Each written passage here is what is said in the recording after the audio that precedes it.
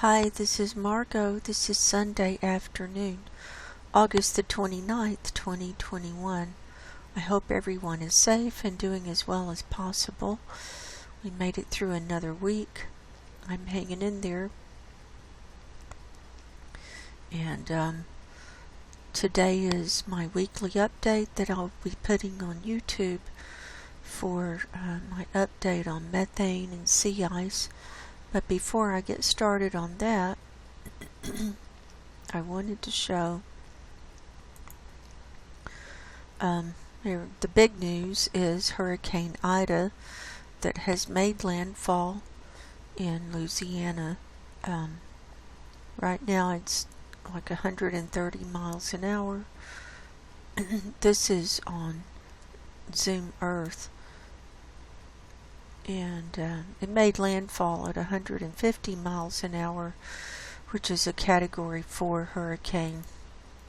130 miles an hour is still a Category 4 hurricane, and it's wreaking havoc.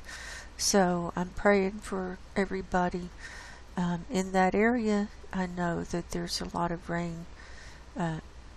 In this big, in the big arms of this, out to Mississippi and different places.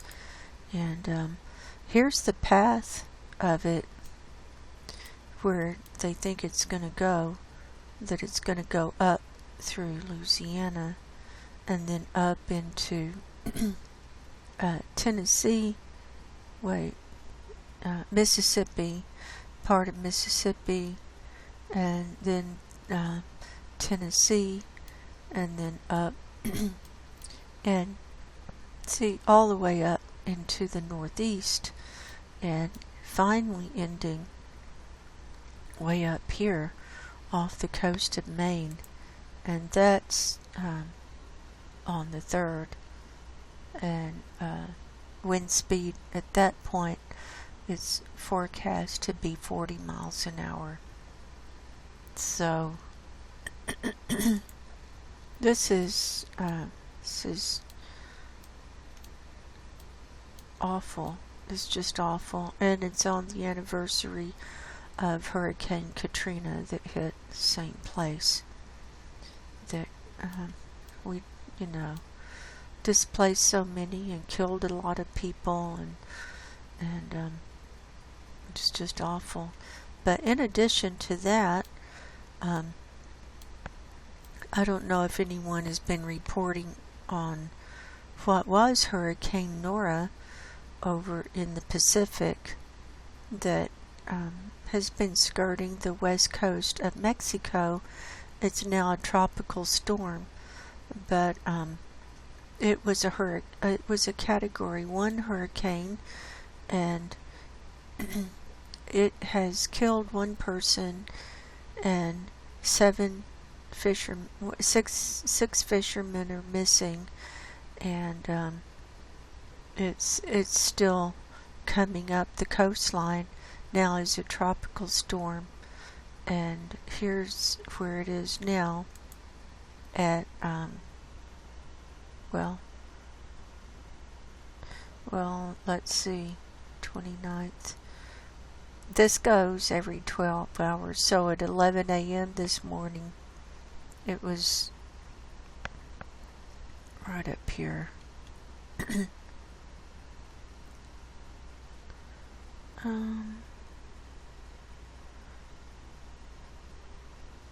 Look it up. See, it's huge, and it was 65 miles an hour. So it had just been downgraded to a tropical storm rather than a Cat 1 hurricane, which it had been since August 27th. So this is going to go up. I saw a couple of forecasts, one that it's going to go up on this coastline of Mexico, another one where it's kind of going up through the through the Gulf of California, and so if it goes up through the Gulf of California, then Baja will be getting rain, and eventually it's going to bring rain up into Arizona. They're showing it coming up through Tucson, Phoenix, and on up further north than Phoenix. So there's that going on, and so we got those two things. So I didn't know if anyone knew about Nora, and I have an article. Wait. Okay, here's where they're showing the different times, just like on Zoom Earth.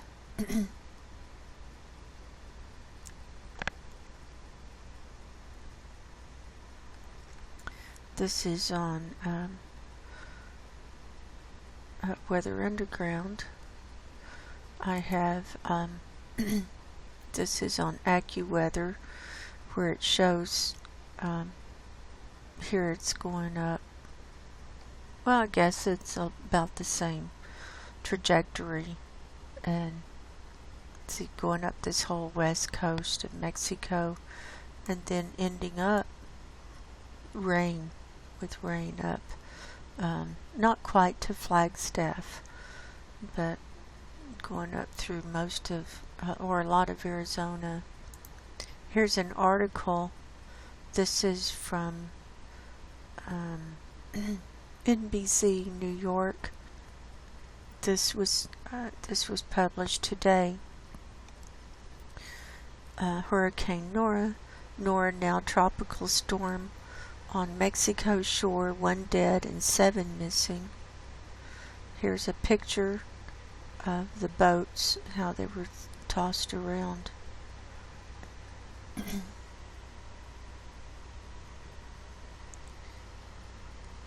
And the infrastructure is a lot less built, or less a lot more vulnerable in Mexico than it is here in the U.S. So generally, so this has already caused a lot of problems. Hurricane Nora caused floods and landslides along Mexico's Pacific coast Sunday, while making landfall again and passing just inland of the Mazatlan resort area before veering into the Gulf of California and weakening into a tropical storm. Communities in the coastal states of Michoacán, Colima, and Jalisco experienced heavy rain and rough surf as the storm moved northward, hugging the shoreline. The Jalisco state government said a teenager from Spain died Saturday night when a hotel partially collapsed in Puerto Vallarta amidst severe flooding when Nora passed by the tourist city as a Category 1 hurricane. So they had a hotel collapse. A woman was also missing there after her car was swept away. Officials said flooding damaged 500 homes and 2 people were injured in a landslide. 6 fishermen from the state of Guerrero were listed as missing at sea.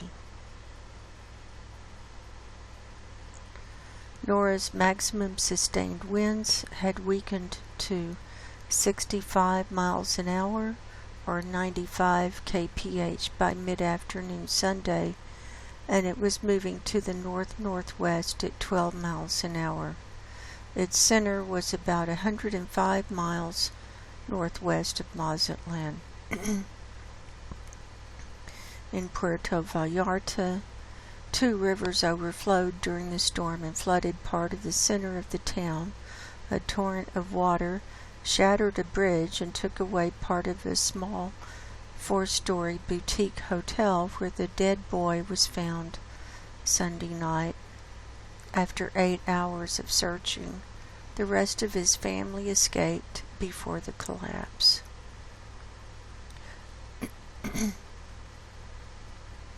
Jalisco Governor Enrique Alfaro said the missing woman in Puerto Vallarta was lost when surging waters dragged her from her car and swept her away. The U.S. National Hurricane Center said Nora was likely to keep dragging along the mainland shore of the Gulf for the next several days, then diminish to a tropical depression and head inland toward the Arizona border region. The storm's remnants could bring heavy rains by midweek to U.S. Southwest and Central Rockies, the Hurricane Center said.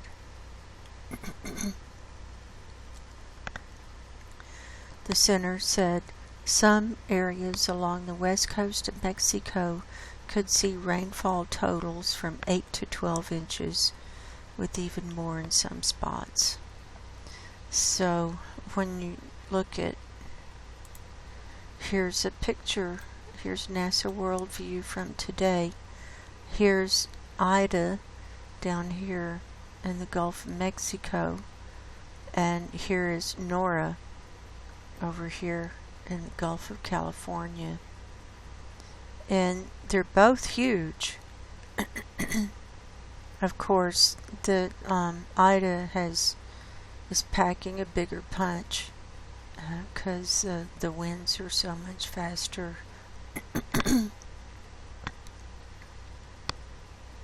But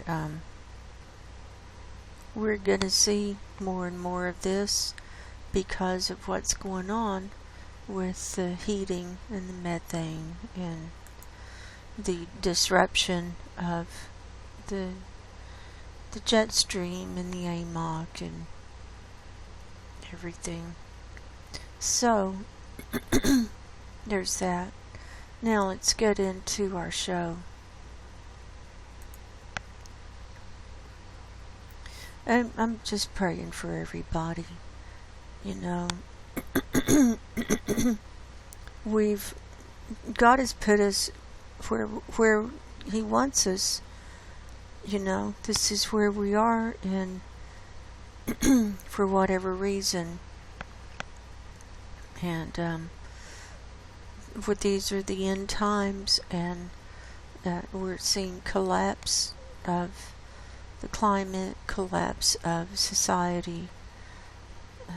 Collapse all the way around. This is collapse. And so I believe we need to be spiritually prepared before we're prepared physically. And you can only prepare so much for these physical things. And there will be more and worse things coming. And we have to be ready spiritually to leave the planet. And that's my big message. That's my big message, and it has been all along. So we're going to start off with the NOAA methane data. This is for the 477/469 millibar reading for yesterday, the 28th. This is the MET-OT-1, aka MET-OT-B satellite. The mean average was 1932 parts per billion. The high reading was 2458. See all the pinks, and the pink, that's the highest zone. It's between 2000 and whatever is the top number over here in the range, 2458 in this one. That's parts per billion. And see, we've even got a lot of pinks down in the southern hemisphere here around Antarctica.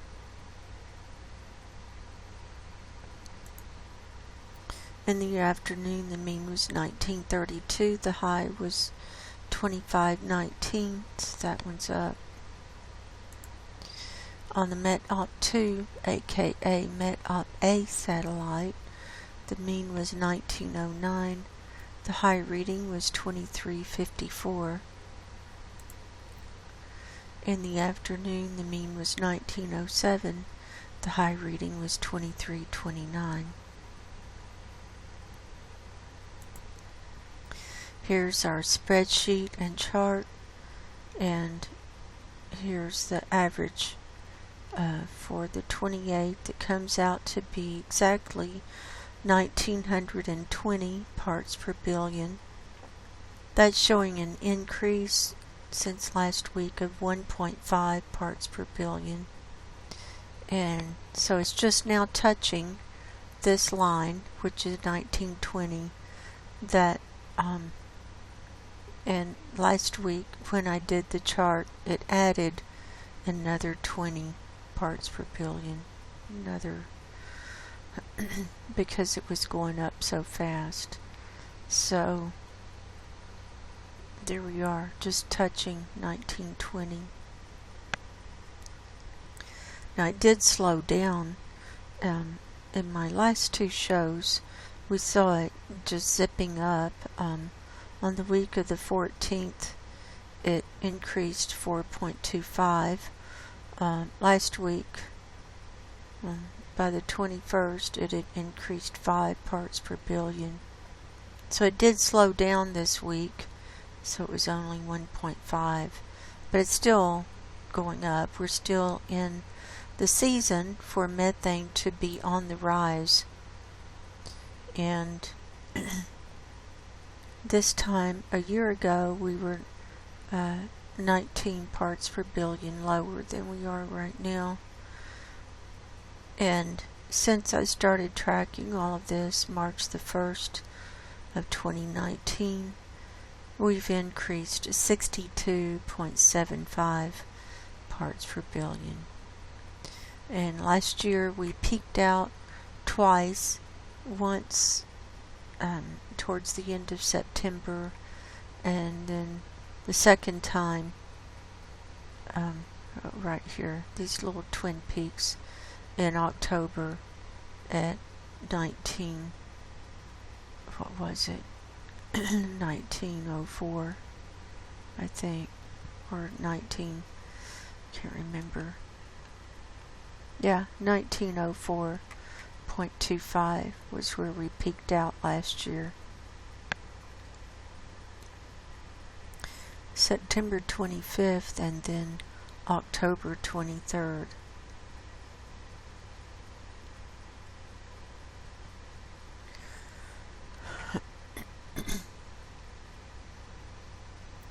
Now, let's see what it's done this week. So here we were in the show last week. On the 21st, it was 1918.5. That was an increase of 0.5 from the day before. Then, so that was for Saturday. Then Sunday, it went down 1 part per billion. On Monday, it went up 1.5. On Tuesday, it went up 0.5. On Wednesday, it went down 0.5. On Thursday, now Thursday and Friday, I put a little note here, questionable data for the MET-OP1 in the afternoon. On both of those days, there was a lot of missing data in white areas.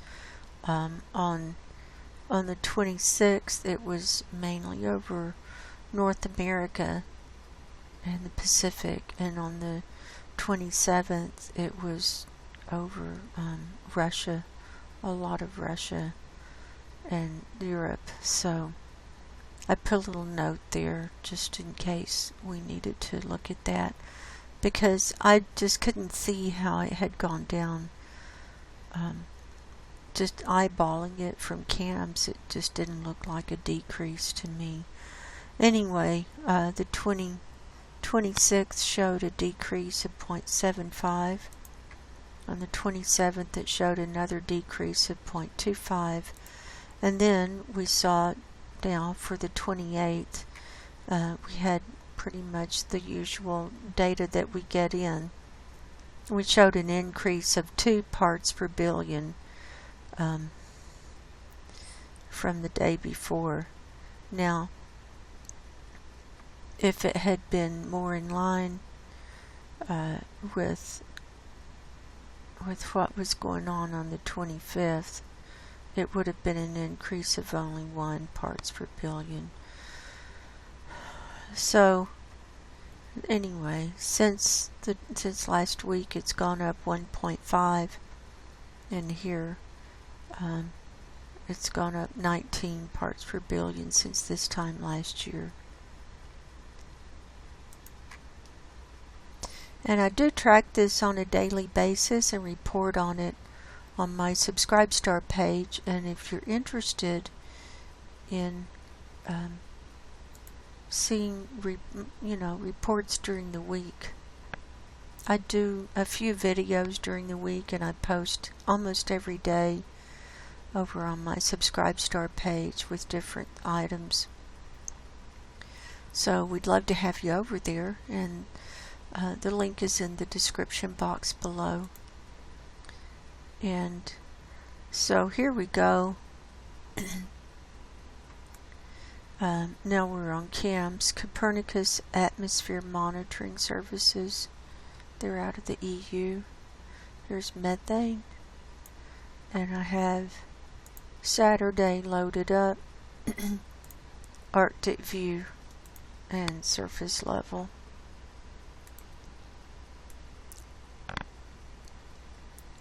Here's our color ledger at the bottom.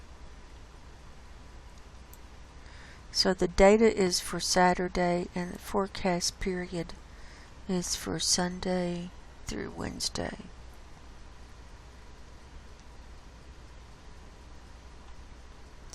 So we're seeing this whole Scandinavian area and over into western Russia. Just really, it's like a big blob all the way over. Super high methane readings. This has been a problem area all year, and this is, so it's still just, see, just blobs. We're still seeing huge releases around Komsomolets in the North Kara Sea. And it's getting worse. It's not getting any better. Whatever is causing that is getting worse, whether it's methane coming up from a crater in the ocean or whatever reason. I don't know what the reason is. No one's reporting on it. And I'm thinking this area is in a security zone. Top secret security zone from Russia. Could be. This, they run a lot of military exercises all the way out. They use Franz Josef Land, this area. They use the North Kara Sea. They use the Barents Sea. Of course, Novaya Zemlya, the whole island. The two little islands, north and south, that make Novaya Zemlya. It's pretty much military, and they've got underground bases there. This was an area which was used a lot for testing of nuclear weapons during the Cold War. And I did a big video about that back in 2018. It's called Novaya Zemlya, the Smoking Gun for Rapid Arctic Warming, ? And that's on my YouTube channel. And the largest nuclear bomb ever detonated was over Novaya Zemlya. And and the Kara Sea is the most radiated sea in the whole world, and there are sunken nuclear submarines.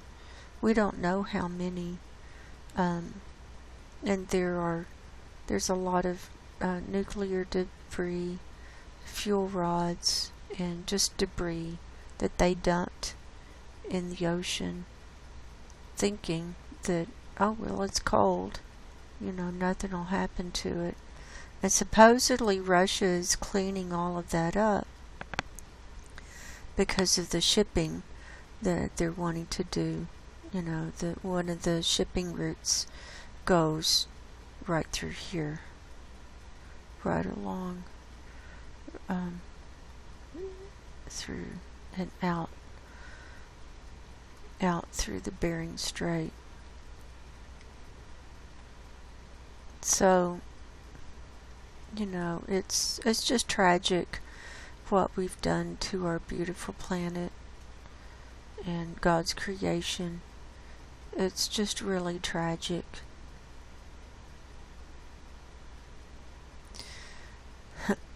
So we're seeing these high readings here across Russia.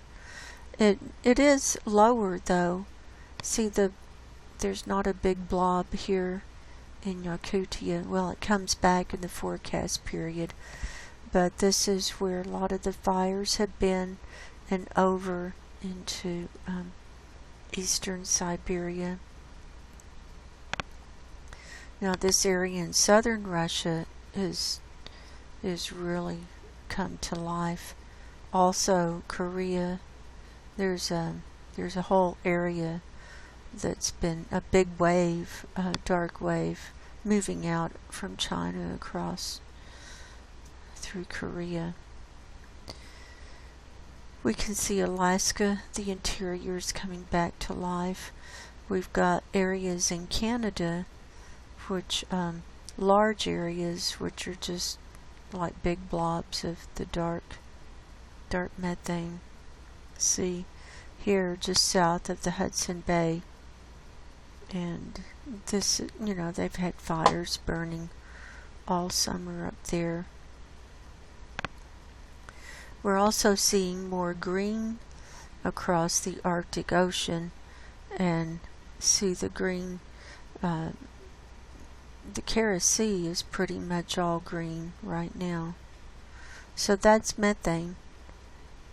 Higher readings at the surface, and also in the East Siberian Sea and the Chukchi Sea. And so we see the green also here just north of Canada. So that's a sign also of higher methane readings.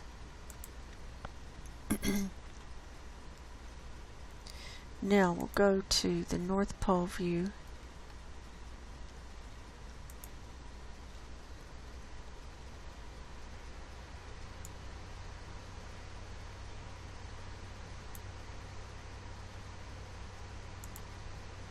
Here we can see pretty much the whole northern hemisphere, and here's to UK and Ireland.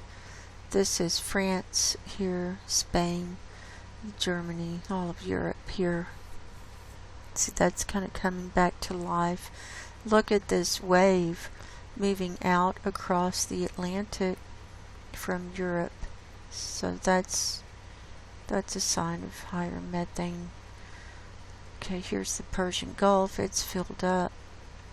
Here's India, it's filling up to the tippy point.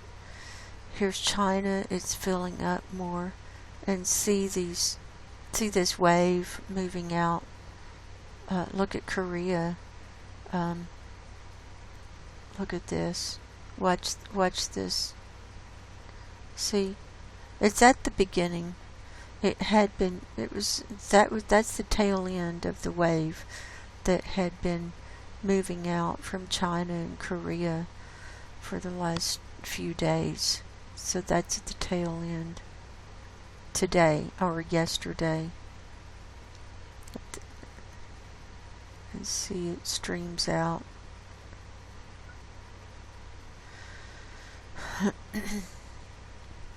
Then over here in North America, we talked about Canada.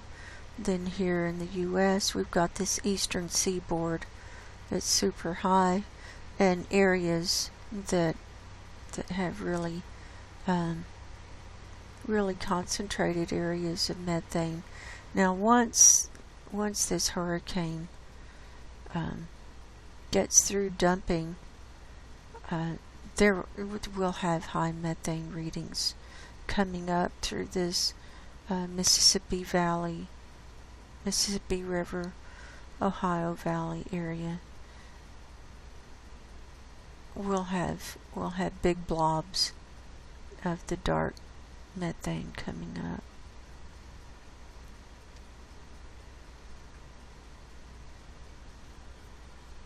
And then of course we've got high methane in California and the areas where the fires are.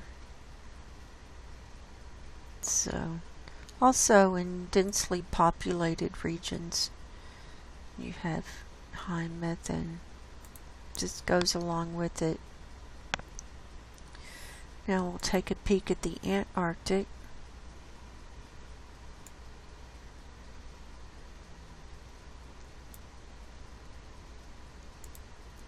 And we can see that the whole outline of the continent, because of this background color, is this lighter blue,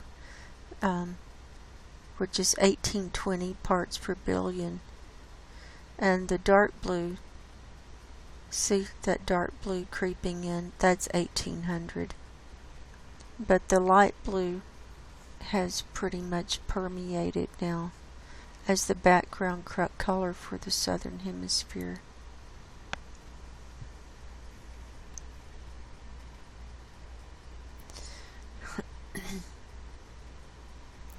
Now we're still seeing it pop up along this Arctic coastline. This is along the Brunt ice sheet, right along here.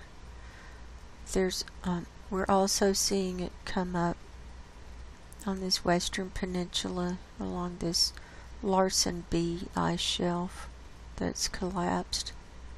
Also,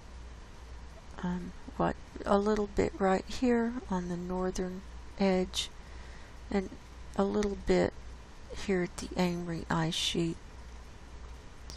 Now, some of these areas are already in the sun. The sun is coming up as as the poles are tilting back. And so we're going to look at the south, we're going to look at satellite view of Antarctica today too. Now we'll look at the global view.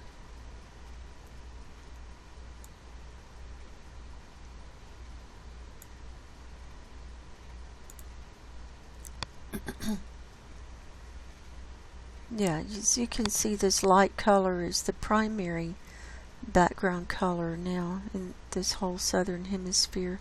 Just a little bit of dark blue, not much. And see, these higher readings have migrated a little bit further down.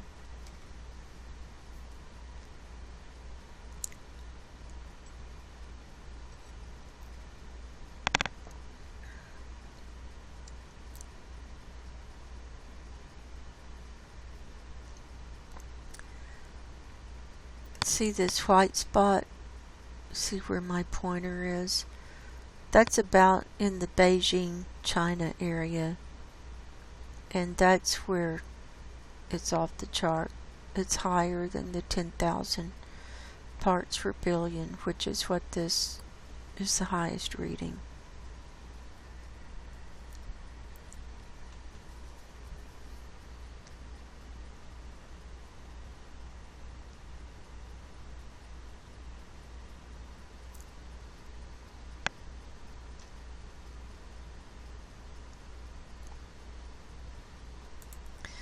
Now we'll look at 500 HPA.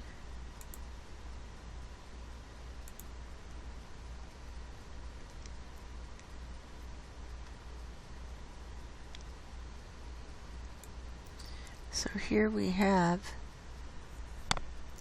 highest readings over India and southern Asia, China, and also in eastern China, moving up into Russia. You can see it there. And then we've got the red coming out over the Pacific and across over to Alaska. We also have higher reading here west of Australia, and this is south of Indonesia. This has been here for a few days now. You see it streamed out over northern Australia too. Normally we don't see these higher readings that far south. Also see a higher reading here over the Red Sea and parts of Africa and here at the Persian Gulf.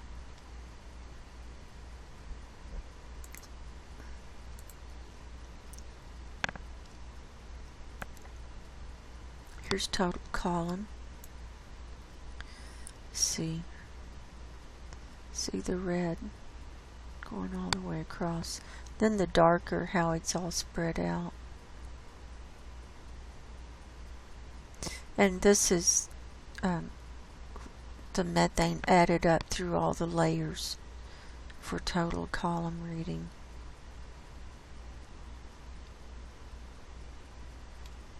So there's that.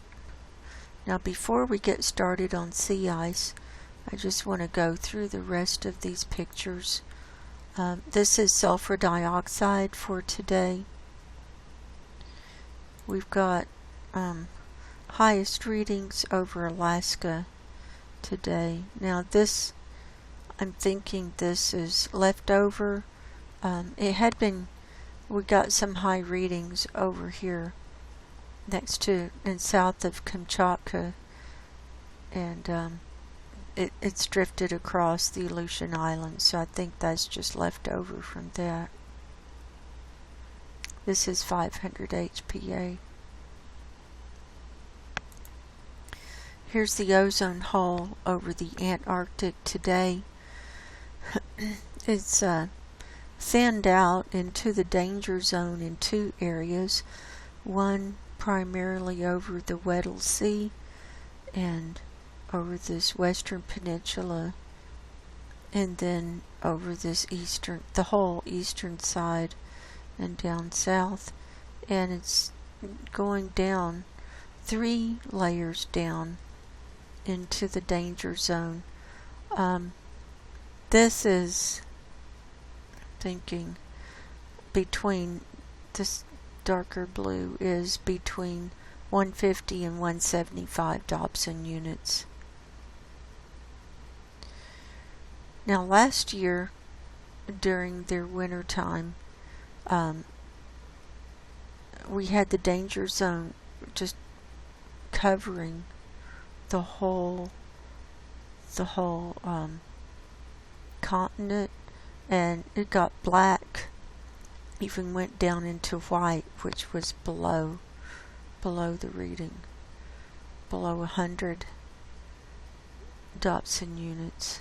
So it's not quite like that, but anything below this solid yellow is thin, is below normal. So once you start seeing shades of green, you know that's below normal. So all of the Antarctic is below normal, and it gets thinner and thinner as you go in here.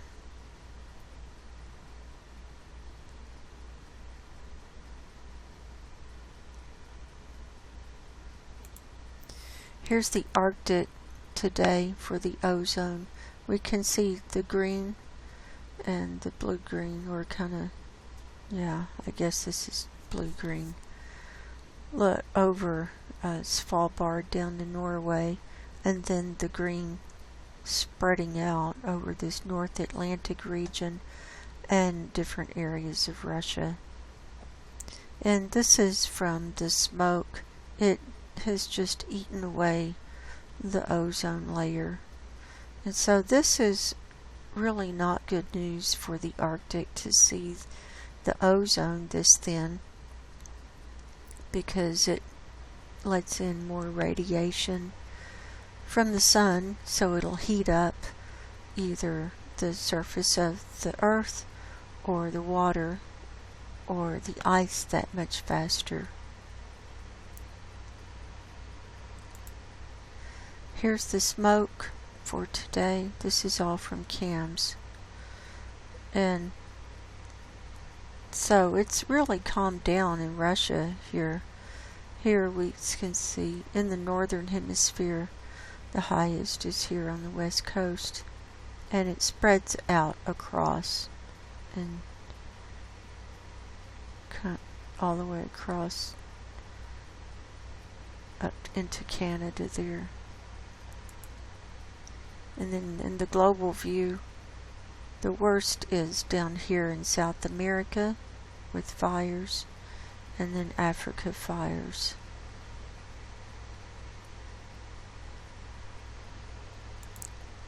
That's all of those. Now we'll move on to the sea ice portion. We'll start with our slideshow.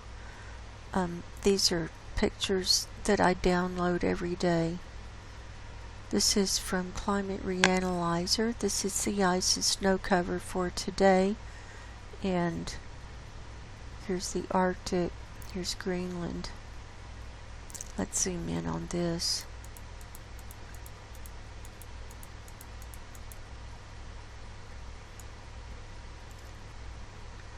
We still have our hole above Greenland, and the ice is deteriorating up to the North Pole, and this east edge is melting in, and this ice in the North Kara Sea, this is actually deteriorating. Can't really tell from this picture. This northern edge is melting in a little bit more. Now, the biggest change has been dramatic change and disintegration here on this western side in the Beaufort Sea and the Chukchi Sea.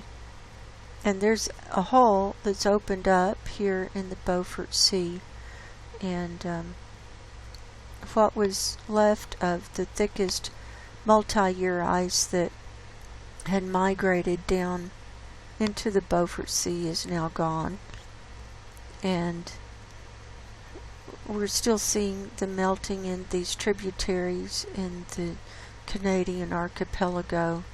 The thickest ice right now is just along the coastline here, and an area that kind of goes up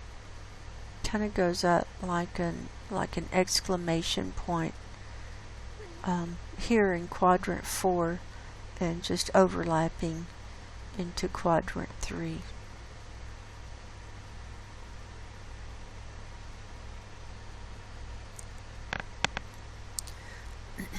So let's see what happened this week. Here we were last Sunday. Here's what it looked like on the 22nd. Here's Monday, Tuesday, Wednesday, Thursday, Friday, Saturday. Big change there. You see the hole there. And Sunday. And look at that. It closed back up. And that's because of the ice drift. It can move things around. So a hole can open up one day and can close up the next day.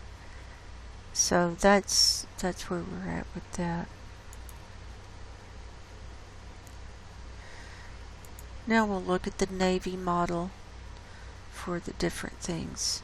This is sea ice thickness for today in the Arctic. And Here's our color chart on the right hand side. White or nothing is 0. The light lavender is about 1/2 meter thick. The dark purple is about 1 meter thick. The blue, and we don't have much of that, is about 1.25 meters thick. The dark aqua is about 1.5 meters thick. Bright aqua is about 2 meters thick.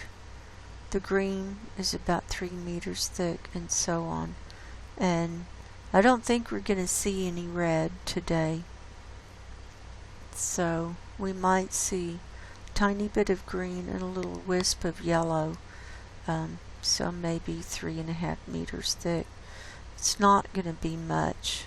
Mainly purple and a tiny bit of aqua. And lavender. Purple and lavender. Now the melt generally ends, the extent, the minimum extent is usually reached around the middle of September, around the 15th. So we'll see, if it's reached then or a little bit later this year. I'm thinking it's going to be reached a little bit later in the year. So here we are today. Here's the hole above Greenland, and then right next to the hole we've got a little bit of aqua, so a little bit of thicker ice right along the coastline. But this Lincoln Sea is opening up.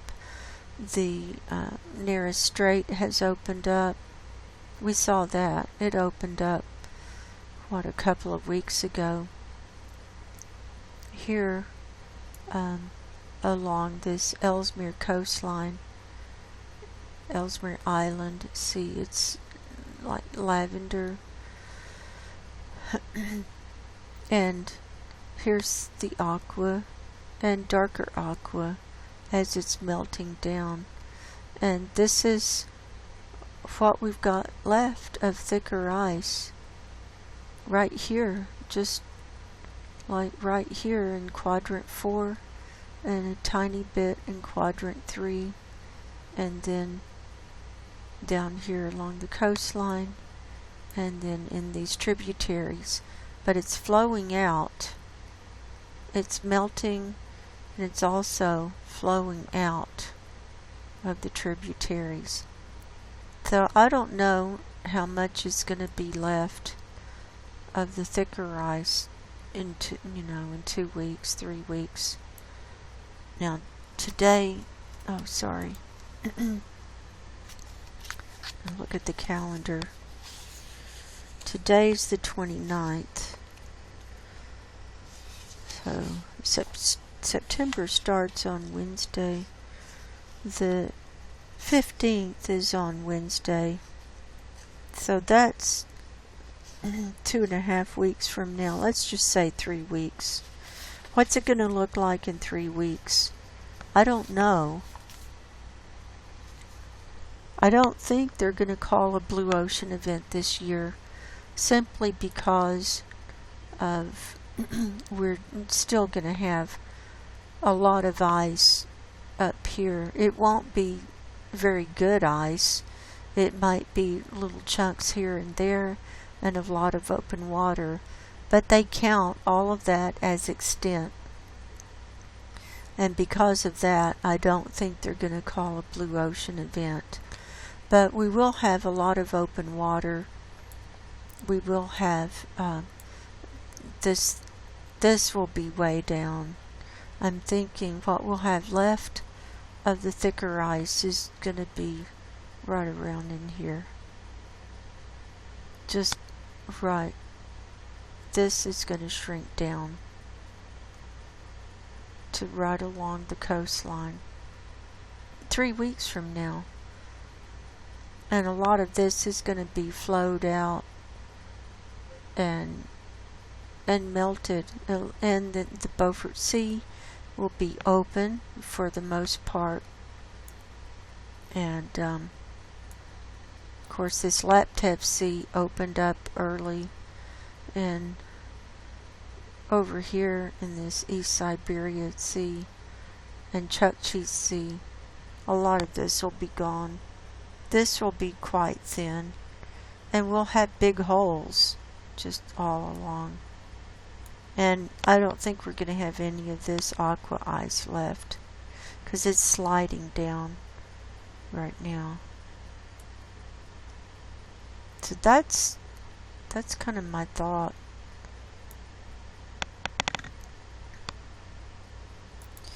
Here's the 30-day animation. It goes back 3 weeks with the data, and the forecast goes out 6 days from now. They update this part of the model late afternoon to evening. Usually by the next day it's updated to 6 days out or 7 days out, but I wanted to go ahead and do the show. So this is for the 4th, where the forecast goes out to. So let's zoom in and see what this Navy model is forecasting for the next week, 6 days.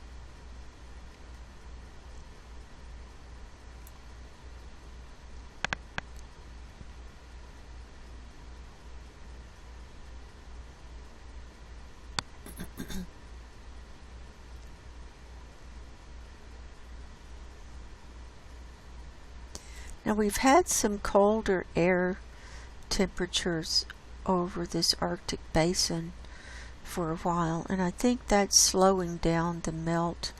I know it doesn't stop the melt, but the temperature of the air definitely has an effect on how fast it melts.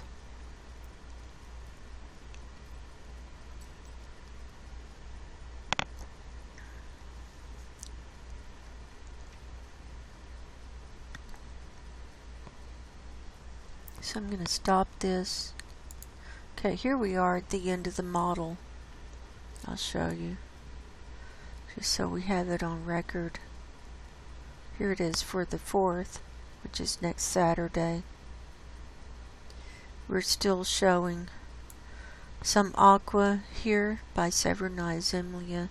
The sea is broken up, and it's sliding down, and just thinning, mainly a lot of thinning still going on in quadrants 1 and 2, and here in quadrant 4.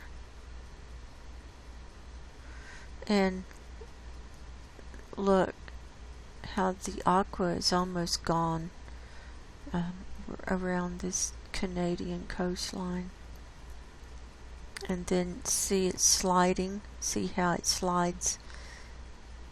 This part was over to the more to the left of this line, this north-south line, and see how it's sliding along this coastline, and kind of going to be being pushed into Ellesmere Island or along the coastline.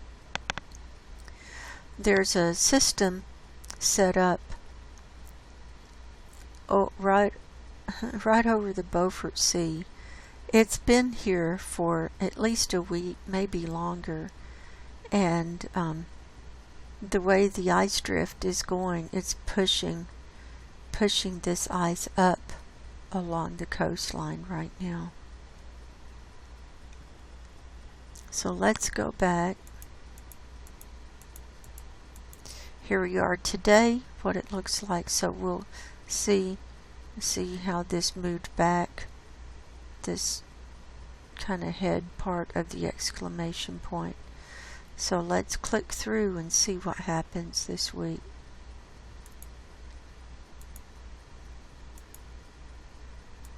See, it's migrating down along there.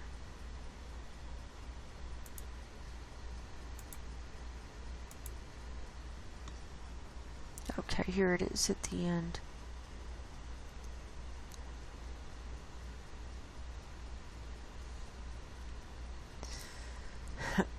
And then if you can think 2 more weeks out from this picture, what's it going to look like?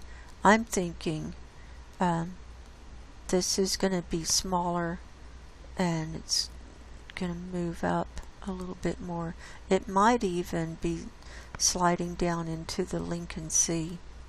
I don't know. But we're not going to have very much of the thicker ice.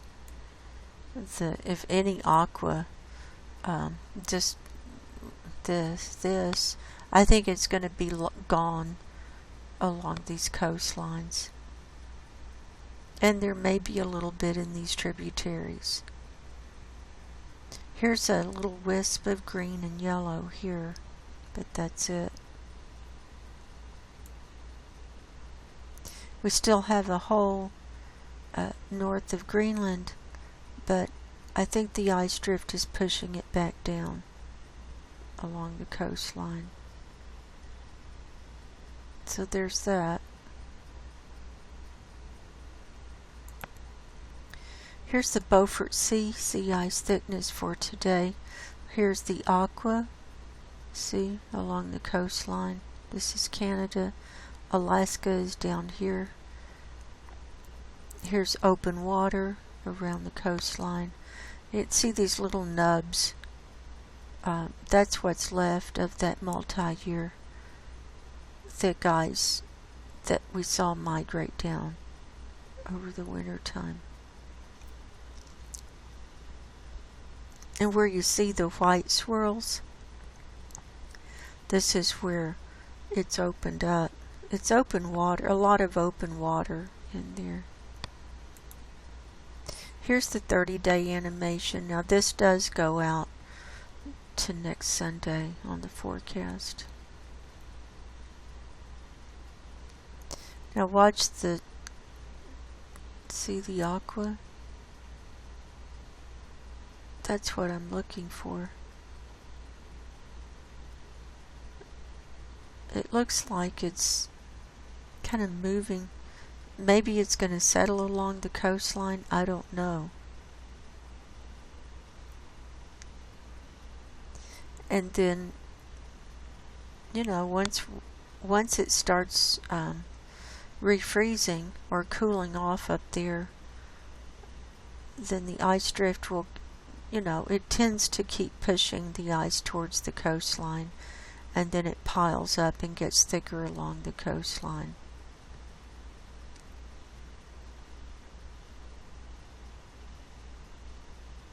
See, there it goes. See, just little nubs.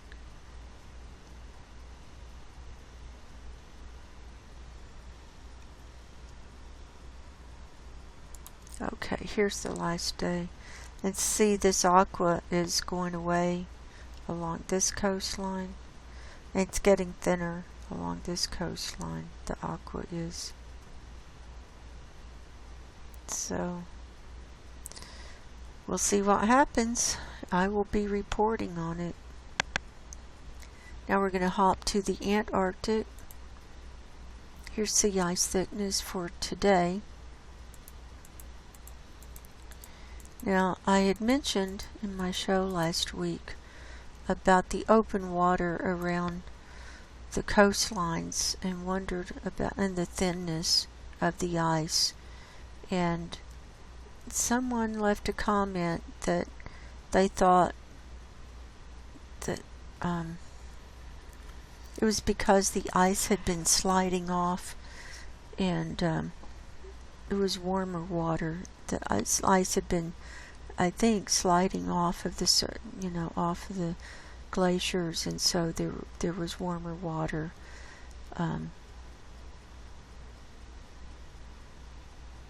And that's what caused the open or the thinner areas, open water. 'Cause see, we've got thicker ice out from the coastline here on this east side, and this part Now Amory ice sheet is right along here. This is in the sun already. There's a huge area of open water here that I'll show you. It's amazing. Right up along that coastline. So it never cooled off. You know, whatever happened or is going on with the Antarctic, that thicker ice doesn't come up along the coastline like it does in the Arctic. Of course, this is a different structure with the landmass in the center, and then the Arctic, the water is in the center. We've got thinner ice along this coastline of this is the Weddell Sea and the Weddell ice sheet here. And now here's the brunt, and it starts here and goes all along. This is where we're seeing the methane come up consistently. And also on this western peninsula. We can also see quite thin around here. This inside this little cubby hole is the Pine Island Glacier. Right next to that is the Thwaites Glacier. So that's not looking good. See, that's quite thin. And then here by the Ross Ice Shelf, open water. It's crazy. Here's the 30-day animation, and the same with this. See, it goes back 3 weeks and the forecast goes out 6 days. I think the maximum extent has about been reached for this year, and so we're mainly seeing thickening.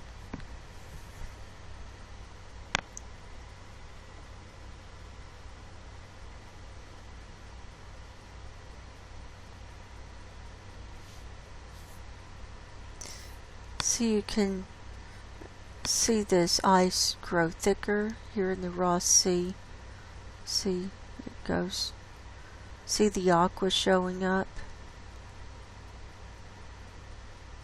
That's how you can see it. And see out here. But it's still thin. Quite thin around this coastline.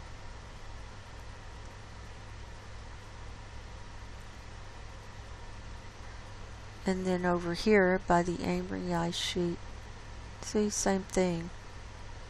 It's just thin and nothing right along the coastline.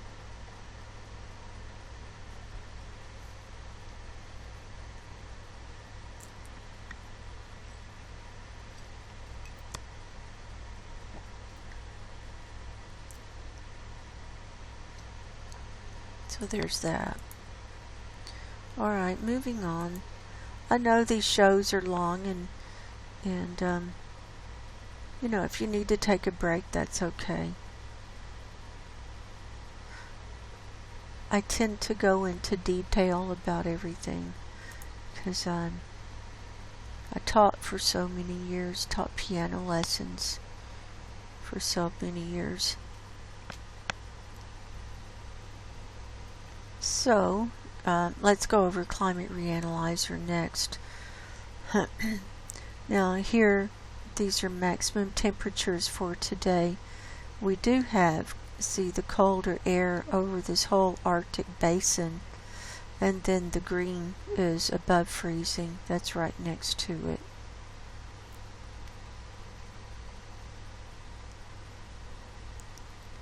Here's 2-meter temperature anomaly. See, we've got blue, which is colder than normal, and then we've got browns right next to it. See, all the way across. The browns up in Canada. And a lot of Russia is in the blue.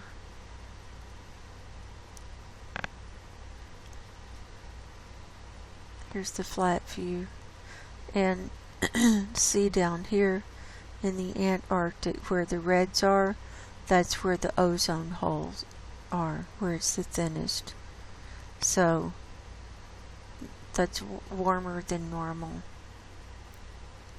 So it is affecting the surface. Worldwide, we're up 0.2 C, higher than normal. Northern Hemisphere is up 0.7 C. The Arctic is up 0.7 C. So that's down. It had been up to, I think the highest I've seen it recently was 1.3 or 1.5 C higher than normal. The tropics are up 0.4 C. Southern Hemisphere is down 0.4 C. And the Antarctic is 1.7 C lower than normal. Now that's warmer than it has been, though. That's heating up. And that's the ozone holes doing that. Now, here's precipitation and clouds. The green is rain. And we've got almost every day I'm seeing some green within this Arctic circle. And we're going to see more and more as things heat up and as the methane is released, and it's more clouds and water vapor, and so it'll cause more rain over the Arctic, which causes all kinds of problems.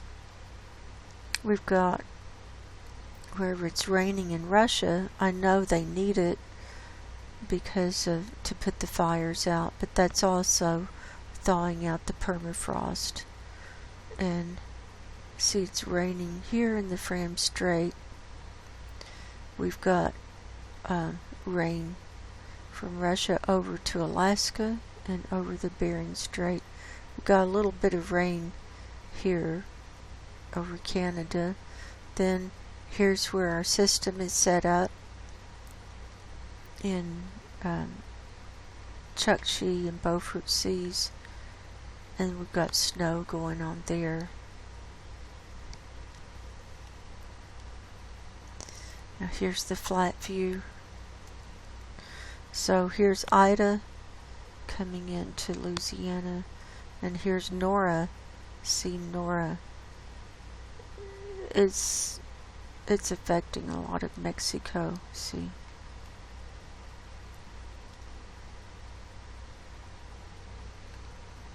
Then we got a lot of rains from India over too.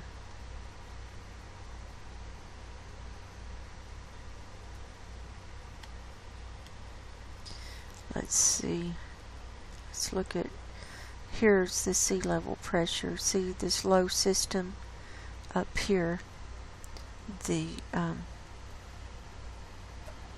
millibar reading is 993. It's been around that. It's a little lower than it has been. It's been around 995, 996. So the lower it gets, the more destructive the storm is. So that's another reason that sea ice is disintegrating so much.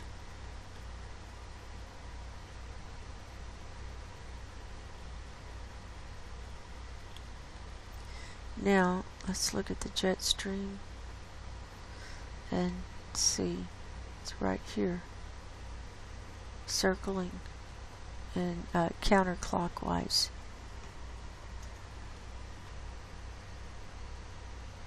Then it's coming, swooping up in the North Atlantic. Here's the flat view. So, you know, it's wreaking climate chaos around the planet. Because it's all broken up. We saw sea ice and snow cover. Here's sea surface temperature anomaly. This is as of yesterday. here in the Arctic, we've got reds and browns, a little bit of pinky color. This whitish pink is 6C higher than normal, and then it goes down from that. The bright red is about 5C. Reddish brown is about 4C. The kind of cream brown is about 2C higher than normal. Dark brown is 3C. So we can see that most of the Arctic, wherever there's no ice, we can see the water is warmer than normal. Sea surface temperature. And here around Greenland, this is getting worse. From Greenland out to Iceland and beyond, we've got it into the pink zone here along the coastline, then reds and browns, and all around this Baffin Bay. You can see that's heating up. And look at these tributaries, they're heating up too. They're in the reds and browns as well.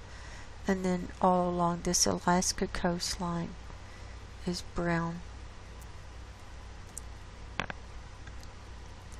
And then along this this eastern coastline of North America, very high, and these inland seas, inland bodies of water are all heating up.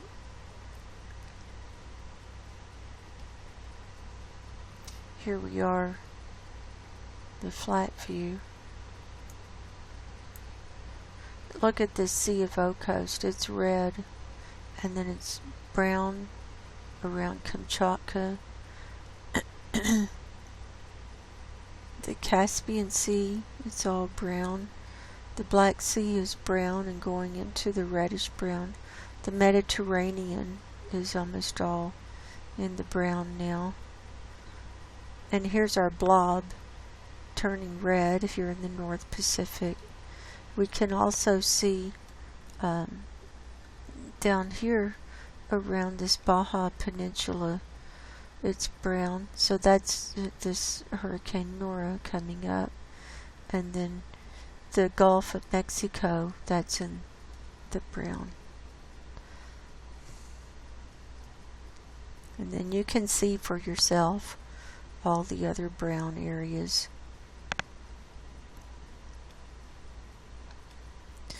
Worldwide, we're up 0.5 C higher than normal. Northern Hemisphere is up 0.8 C. The North Atlantic is up 0.9 C. North Pacific is up 0.7 C. Southern Hemisphere is up 0.2 C. And the Equatorial Pacific is up 0.1 C.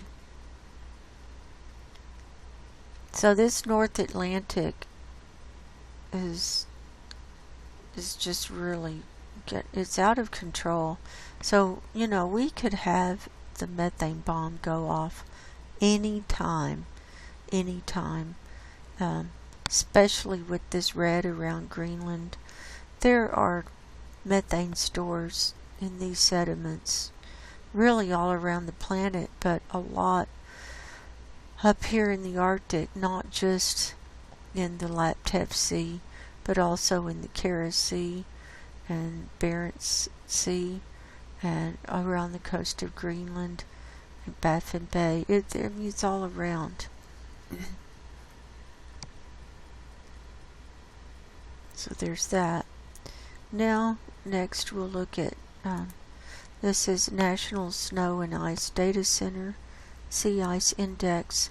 Here we have the Arctic for yesterday. I've got the concentration turned on. Here's the hole that's opened up in the Beaufort Sea, and you can see the dark blue where it's disintegrating,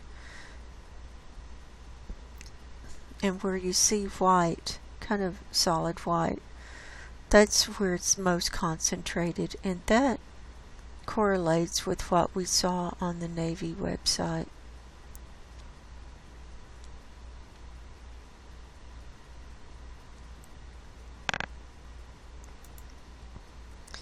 Now here is the Arctic sea ice extent. This is just extent, not they don't take into consideration the condition of the ice. Oh, sorry, I didn't mean to do that. I meant to go view image, and we can blow this up. This is as of yesterday. Here we go. The blue line is this year. The dotted line is 2012. We had been running lower than 2012 for a good while, and then parallel, and then it slowed down. It's still melting. We can still see it's a downward trend, but it's not melting as fast. Therefore, or the extent is not diminishing as fast. Therefore, this is why I don't think they're going to call a blue ocean event this year. Another thing, as those leads break apart and the ice starts to separate, the mass of ice, it spreads out. So that's another reason I think we're seeing this reading that is it's below 6 million square kilometers. It's 5 something.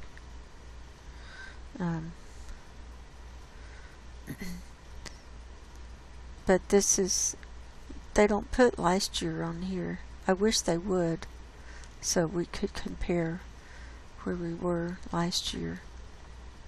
This gray line is the average.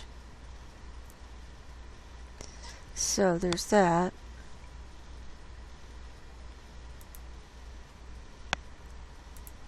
We'll go to the Antarctic concentration. Same thing. See, you can see the hole over here by Amory ice sheet. Here's their chart on the extent. We'll go view. The blue line is this year. This gray-green line is last year. The light gray line is the average. Now this is slowing down on the extent, and see, last year it was below average, and then towards the end of the season it started picking up. So we're almost even with last year.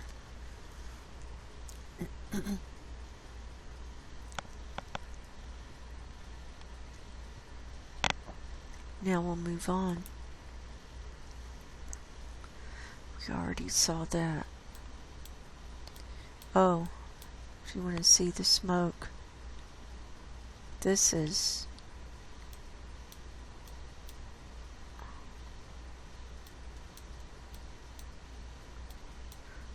the smoke from the Caldor fire.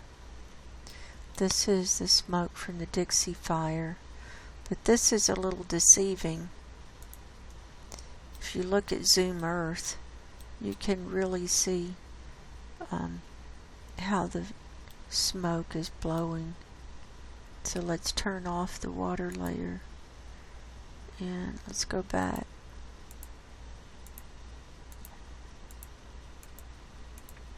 See, here's the Caldor fire.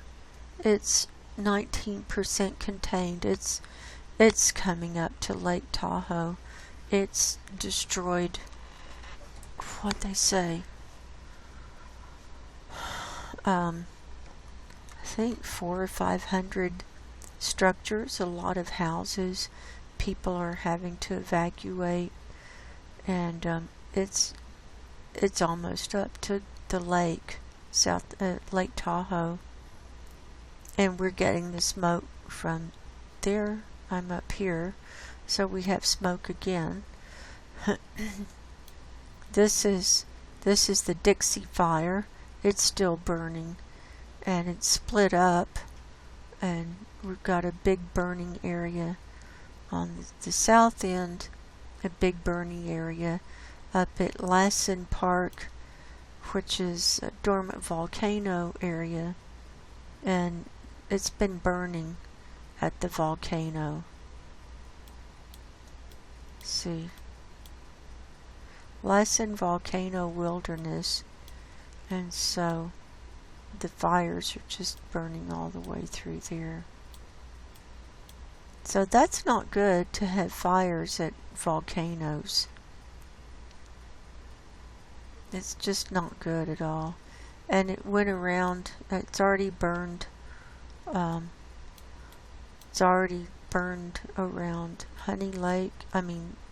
Lake Almanor. It's coming up to Honey Lake. There's still some fires down here. Now here's the big stuff down here. Still burning. And see, wherever it's red, there are fires. And there was an area by Honey Lake. Let's see. Kind of lost. Susanville. Oh, it's right here. So here's Honey Lake. Here's a little fire there. 395 runs right by Honey Lake. This is a dry lake bed. So if it gets this far, all of this will just go. There are weeds growing up through that dry lake bed. So anyway, and then there are more fires up here in Northern California. McFarland Fire, Monument Fire, River Complex, the Cache Fire, Antelope Fire. So that's what we've got. And there's the smoke. And so, see, the smoke is what's going all the way across. And it gets worse as the day progresses because it just keeps building up.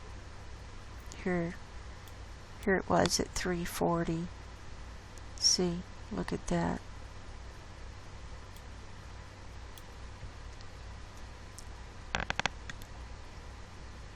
Now some days we've had that thick, just going right up over Reno, and just like you can't breathe.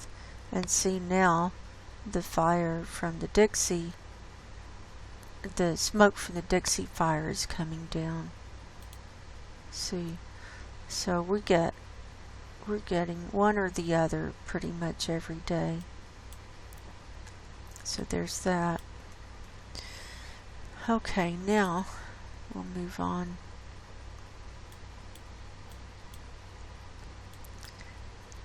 I want to start out in the Antarctic. I know everyone's dying to see the Arctic, but I want to start out down here and show how much is already in the sunlight. See the model. It changes from day to day what we can see. See, the shape moves around. So here it is today, and right here, this is the Amory ice sheet, and here's the sea ice, and see, it's open right along the line there, the coastline. That's open, and see here, that's open water. This is open water. This is, thinking that's a cloud. Here's open water. See? So here's some more open water. So there's something heating up the water underneath there in order for it not to freeze. See, more open water.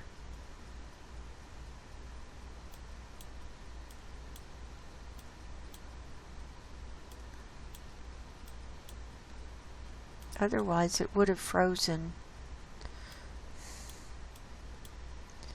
And over here we can see the Brunt ice shelf is actually a little bit further down, but this is part of it. This is where we've got some methane coming up. See, there's the ice.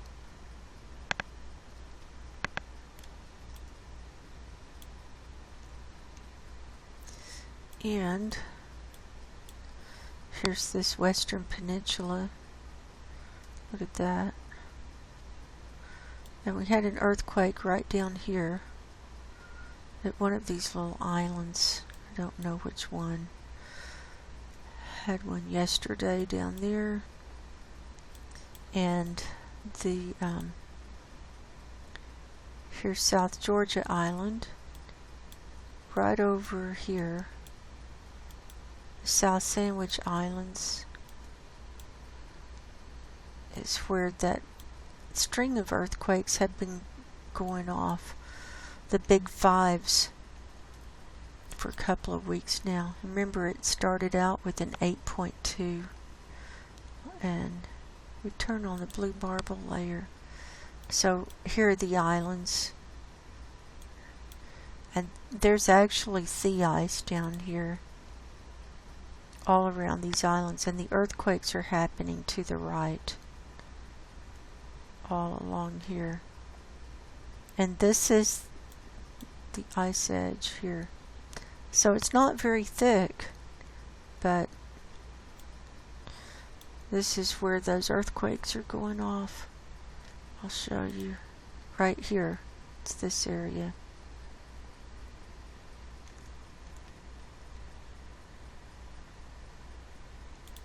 So I wanted to show that. And let's see, here's Pine Island Glacier.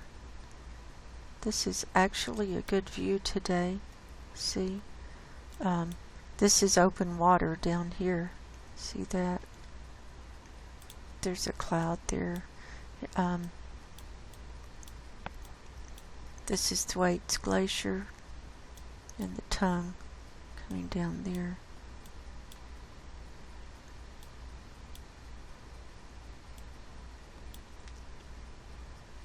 So some of that is already in the sunlight. And let's see, here's the Ross Sea. Here's where the ice has come out. The ice shelf is underneath here, still in the dark. Down in here. And here's this southeast edge. Here's the Totten Glacier. See, that's in the sunlight now. And again, we have a lot of clouds. I wanted to show, no, I'm kind of getting off track. I wanted to show something interesting. I was looking down here using the nighttime view, and this is the Ross ice shelf. Here's the ice down here. This is open water here. But these lights, see these lights? This light is from Mount Erebus, the volcano, and it's glowing year round, and it's actually showing up here on the nighttime view. And these lights, these are from McMurdo, a research station.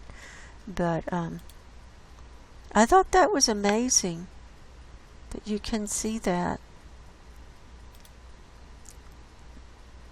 That's the volcano. See? There it is. That's Mount Erebus volcano. This is still night view. Nighttime. if we can ever get it without any clouds. You can see. Oh wow. See, there's the ice. But that's the volcano right there.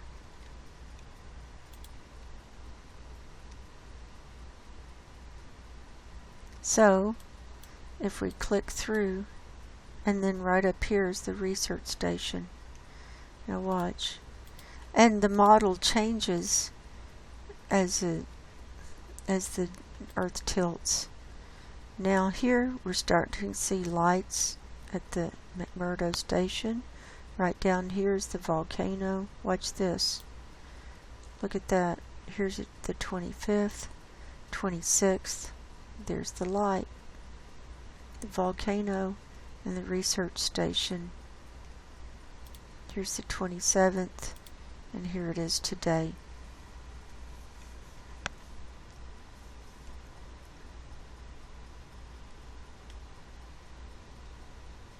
I thought that was amazing.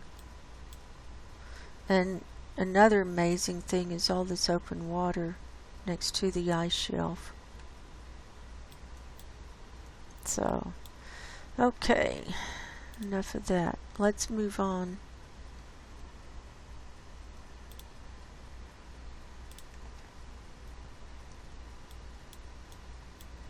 And see the ice, it's all around here. All around out there. Okay, now we'll look at the Arctic.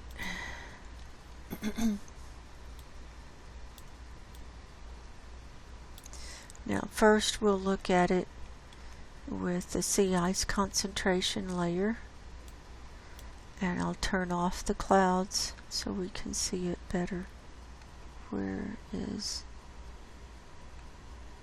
there it is. Here we are today. So North Pole is here. Here's Greenland. Here's the Canadian archipelago. Here's Ellesmere Island.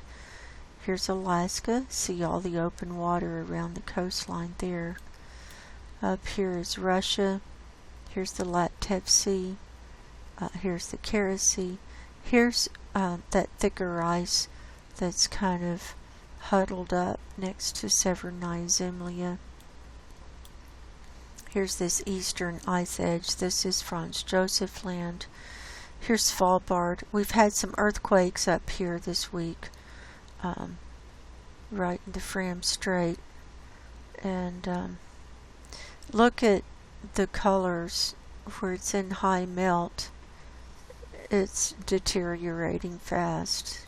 See the colors? And here's the hole that's opened up in the Beaufort Sea.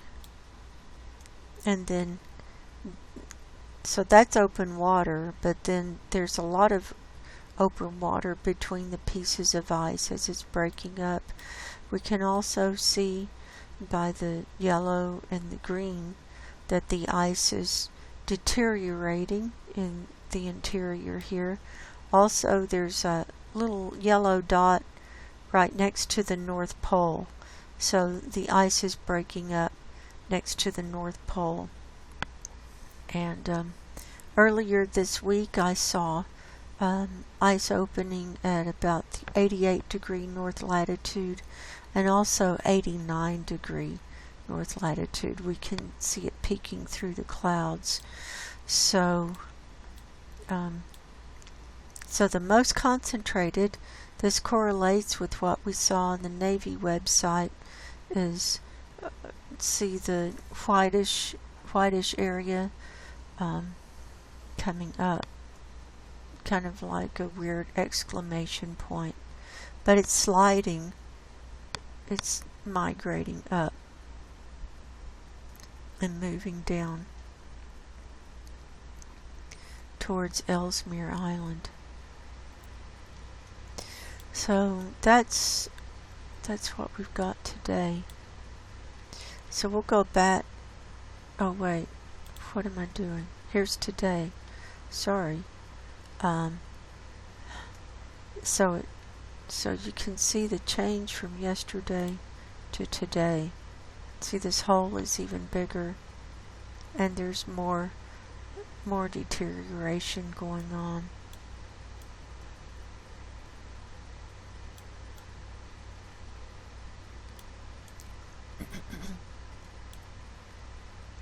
Let's see. So let's go back to last Sunday, 22nd, and we'll see what's happened this week. I'll just click through. So here was Sunday, Monday, Tuesday, Wednesday. Oops, gotta refresh. There's Wednesday, Thursday, Friday, Saturday, and today. So that kind of gives you an idea of where the ice is and what areas are deteriorating the fastest. Let's turn that off.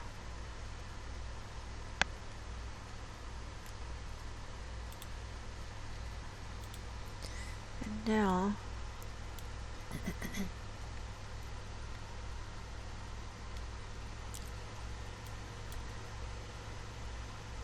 let's see, let's just zoom in and look at this. I think I'll put the earthquakes on a separate video. This is getting long.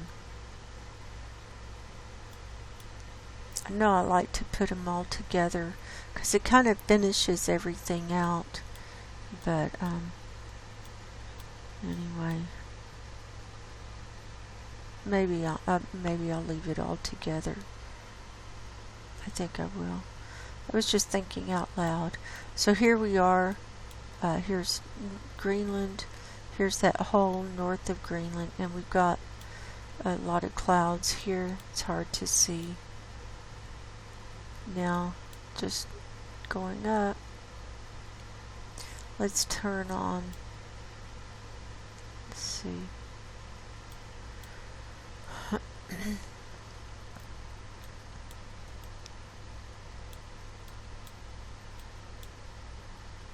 So this is, the problem with looking at the Arctic is there's so many clouds. Now, look, here we go.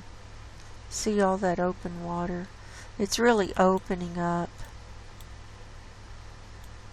Where is this? So that's north of Greenland. See, that's really coming apart. And then eastern edge. So here's Svalbard. Now, was it in my show yesterday? Look at this. Look at yesterday. There's no snow on these areas at Longyearbyen, and this is where the seed vault is. There's no snow. See, it's all like mountains, rocks, and dirt. Here's a little bit of snow on the mountains, but I wonder if the permafrost is thawing out. That crazy? So that was yesterday. Here it is today, covered with clouds. So here's Novaya Zemlya. Here's Severnaya Zemlya. So we've got ice on this right hand side. Now this Vovolov ice cap, I'm real interested in this. Look at that. And we can see the ice rushing into the ocean. Look at this. See the ripples there. Here's the Vovolov ice cap. This was on the 25th. Let's go back. Where was it? Okay, on the 23rd. Here's a good view. Here's the ice pouring into the ocean, and there's mud. See the brown? That's mud pouring into the ocean along with it.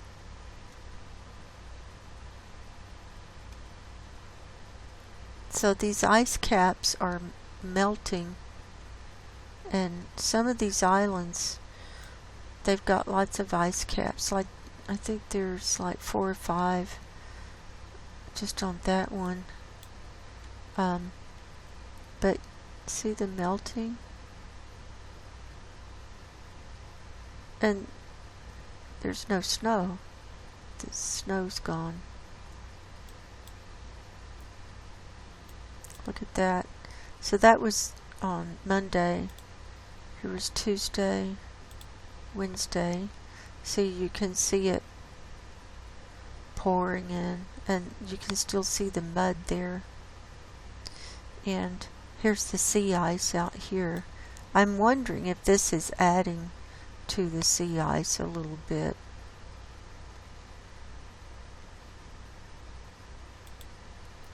Why not? It could. Here's the 26th. Here's the 27th, 28th. And we can see through the clouds, see the tongue pouring out. And here it is today. It's too cloudy to see.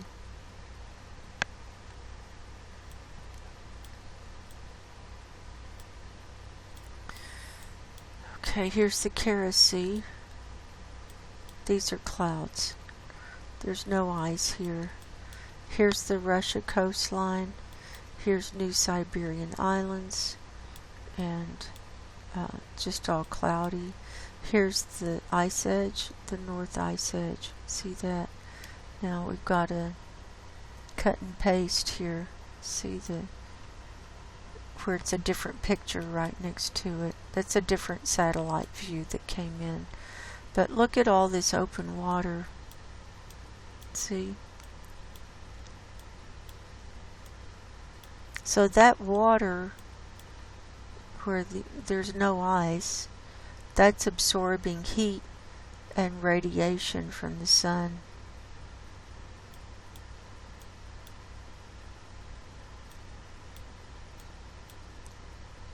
Heating up even faster. So let's see. Here's some more ice. Look at this. There we are. That's on the northern side. Now let's take a peek here. This is inside 80 degrees.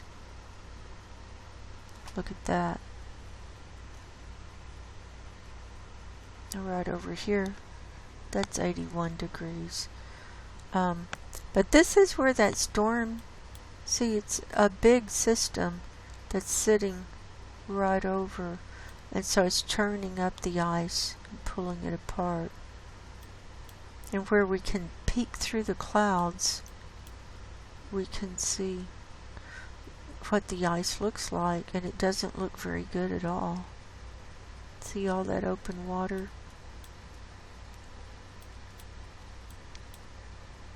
Here's the Beaufort Sea.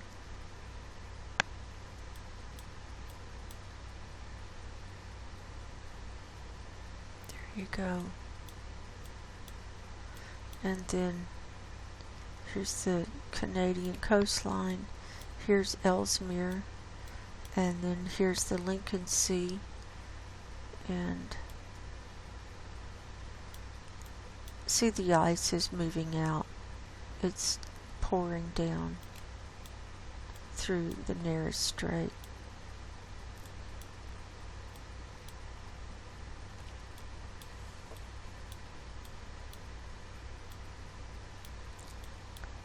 Let's see.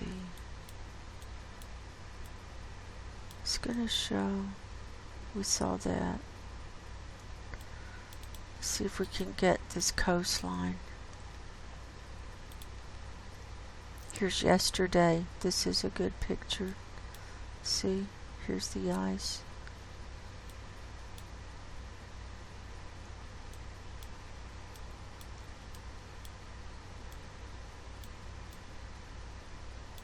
See how it's just coming apart in these tributaries and moving. It's not just sitting still, it's moving too.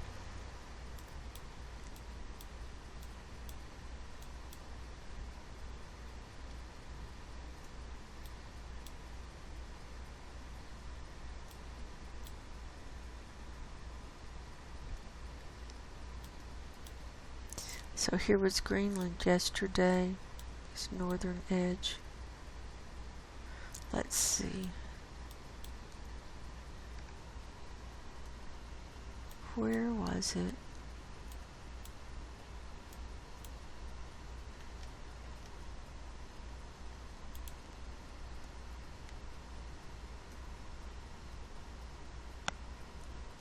Oh, here we go.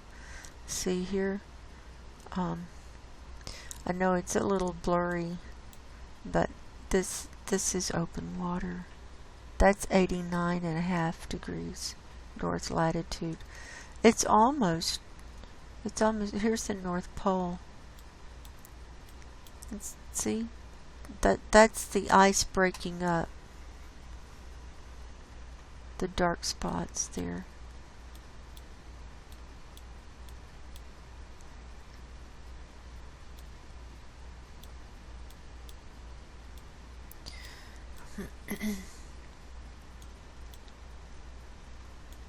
That was on the 27th.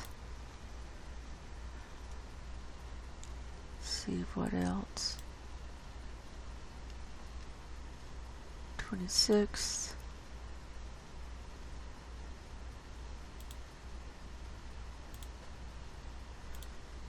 Yeah, see, it's a crapshoot from day to day what you're going to get. So the 27th, that's open water. There's ice underneath. There's ice, the solid white, and we're looking through a cloud. But this is open water. We can tell from the shading. Same thing here. Same thing. See, you can see those ice. You can make them out. See, those are ice pieces in open water.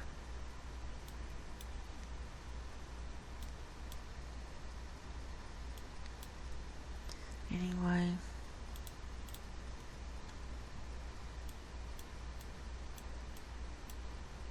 that's what we've got. Here's the eastern edge. Let's see. So you can see how this ice breaks apart and spreads out, how they would count that as extent. And as it spreads apart and takes up more area, then they're going to show that the extent got bigger.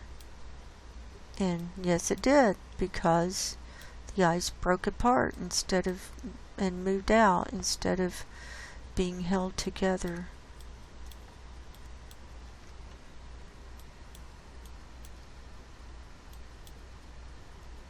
Here we go. See that?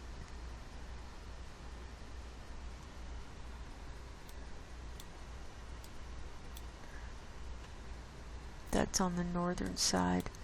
Look, that's open water. You can see that. Huge areas as you're moving in there.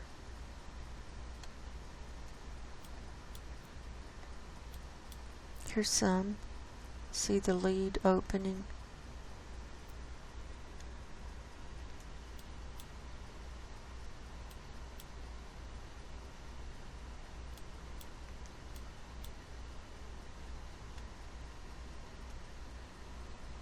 So there's that.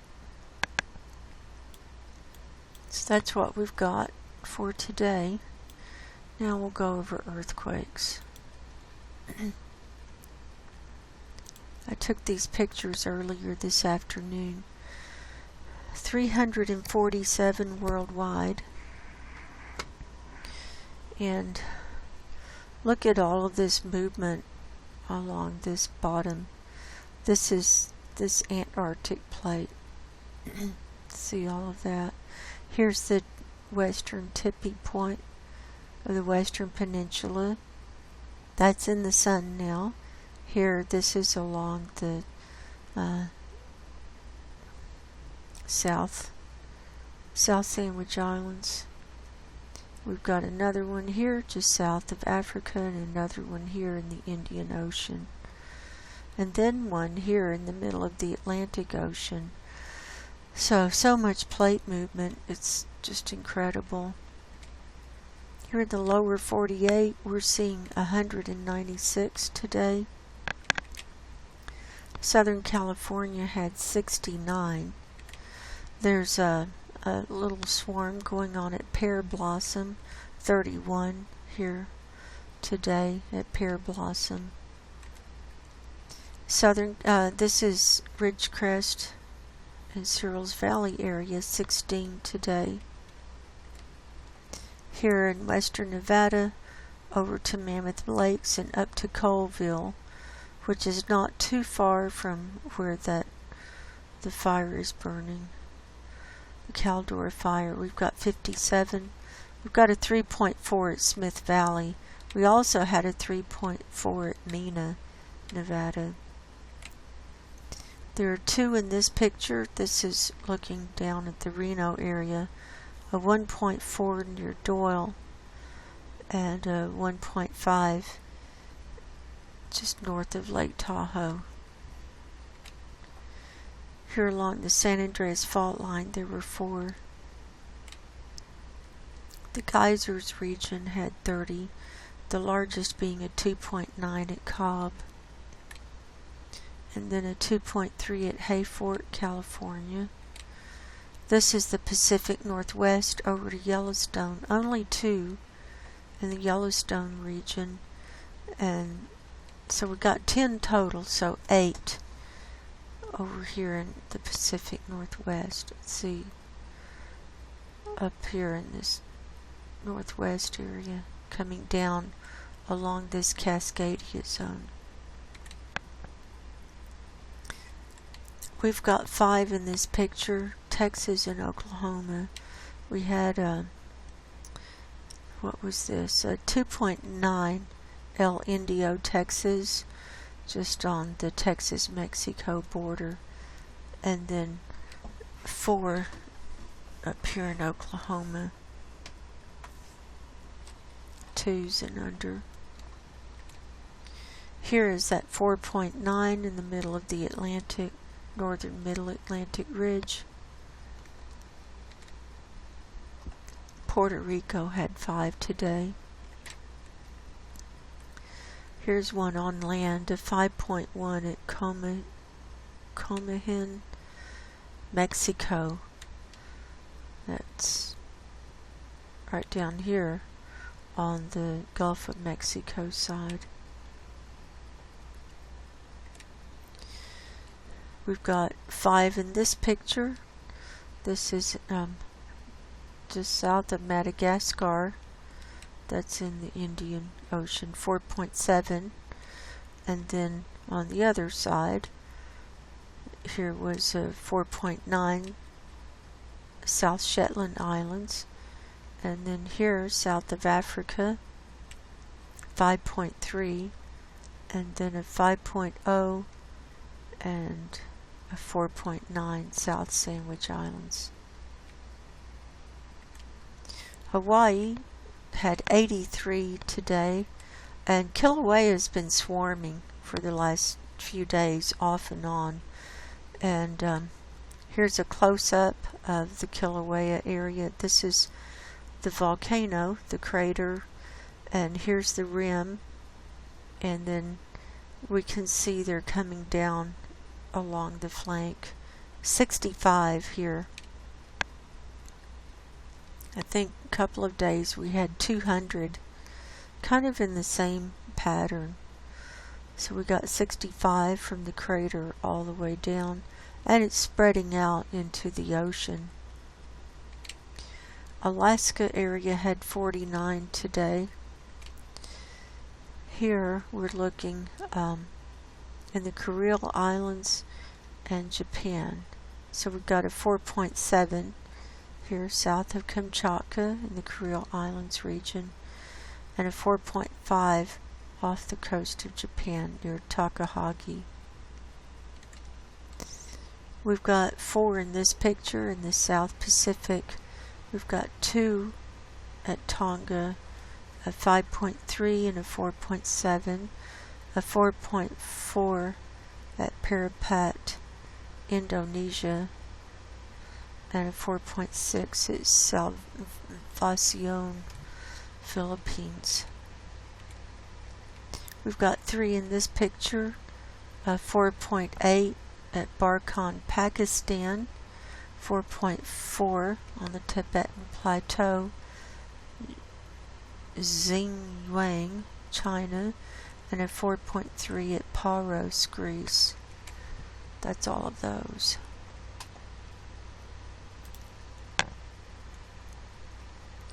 Now we'll take a peek at the website, see what else has happened.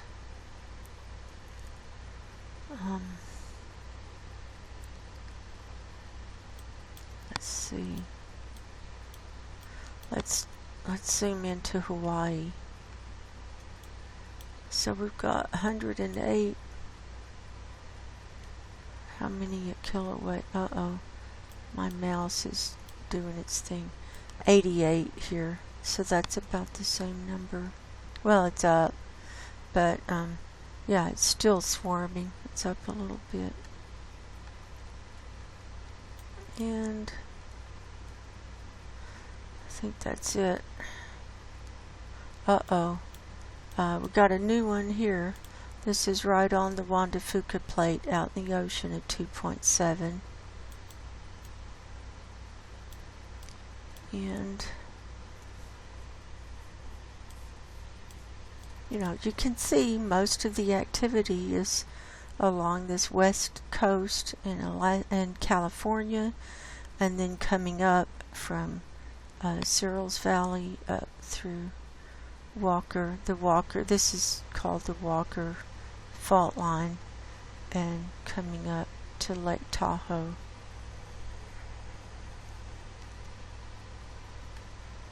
Or the Walker Lane is what they call it.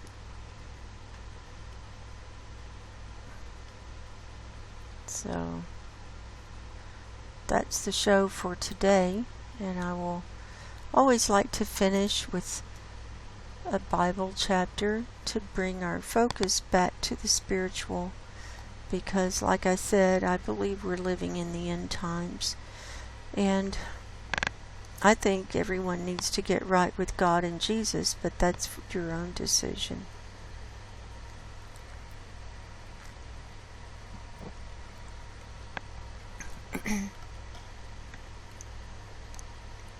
Today we're reading out of the book of Hebrews, and these are Paul's letters to the Hebrews. Hebrews chapter 10. For the law, having a shadow of good things to come, and not the very image of the things, can never, with those sacrifices which they offered year by year continually, make the comers thereunto perfect. For then would they not have ceased to be offered, because that the worshippers once purged should have had no more conscience of sins. But in those sacrifices there is a remembrance again made of sins every year. For it is not possible that the blood of bulls and of goats should take away sins. Wherefore, when he cometh into the world, he saith, Sacrifice and offering thou wouldest not, but a body hast thou prepared me. In burnt offerings and sacrifices for sin thou hast had no pleasure. Then said I, Lo, I come. In the volume of the book it is written of me, to do thy will, O God. Above when he said, Sacrifice and offering and burnt offerings, and offering for sin, thou wouldest not, neither hadst pleasure therein, which are offered by the law. Then said he, Lo, I come to do thy will, O God.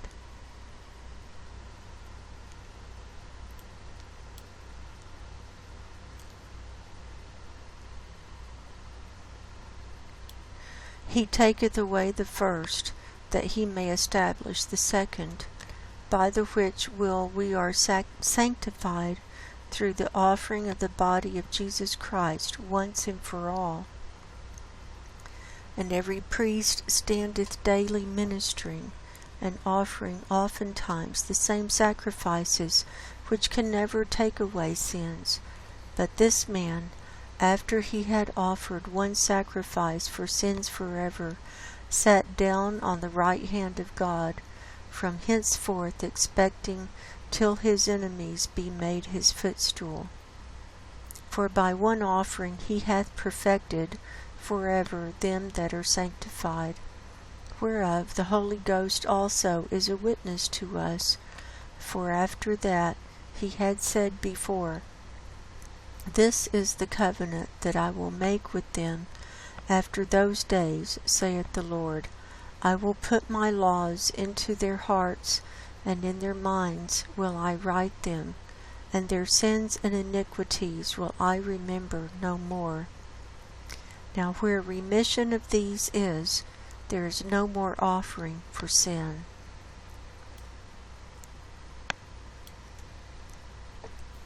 Having therefore, brethren, boldness to enter into the holiest by the blood of Jesus, by a new and living way, which he hath consecrated for us through the veil, that is to say, his flesh, and having an high priest over the house of God, let us draw near with a true heart, in full assurance of faith, having our hearts sprinkled from an evil conscience, and our bodies washed with pure water. Let us hold fast the profession of our faith without wavering, for he is faithful that promised. And let us consider one another to provoke unto love and to good works, not forsaking the assembling of ourselves together, as the manner of some is, but exhorting one another, and so much the more as ye see the day approaching.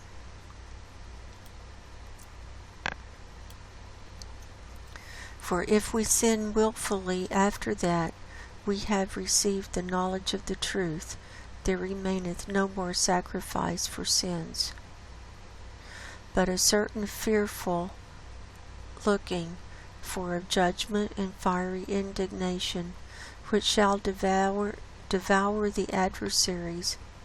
He that despised Moses' law died without mercy under 2 or 3 witnesses. Of how much sorer punishment, suppose ye, shall he be thought worthy, who hath trodden under foot the Son of God, and hath counted the blood of the covenant, wherewith he was sanctified, an unholy thing, and hath done despite unto the Spirit of grace? For we know him that hath said, Vengeance belongeth unto me, I will recompense, saith the Lord. And again, the Lord shall judge his people. It is a fearful thing to fall into the hands of the living God. But call to remembrance the former days, in which, after ye were illuminated, ye endured a great fight of afflictions, partly whilst ye were made a gazing stock, both by reproaches and afflictions, and partly whilst ye became companions of them that were so used. For ye had compassion of me in my bonds, and took joyfully the spoiling of your goods, knowing in yourselves that ye have in heaven a better and an enduring substance. Cast not away therefore your confidence, which hath great recompense of reward, for ye have need of patience, that, after ye have done the will of God, ye might receive the promise. For yet a little while, and he that shall come will come, and will not tarry. Now the just shall live by faith, but if any man draw back, my soul shall have no pleasure in him. But we are not of them who draw back unto perdition, but of them that believe to the saving of the soul. Hebrews chapter 10. That's what it's all about, saving our souls. And once we believe in Christ and we keep having faith, we keep going forward, we are saved. But if you pull back, like the perdition, go back and start sinning, go back to your old ways, it's not a good thing. And we live by faith, knowing that we have a better place waiting for us when it's our time to go. So I hope everyone has a good week, and that you stay strong and persevere. And if you need strength, just say a prayer and call out to God and Jesus to help you. They'll be right there. They'll be right there. Just call out. So I love you all, and I'm praying for you. Until next time, God bless you. Go in peace, and I will talk to you soon. Goodbye.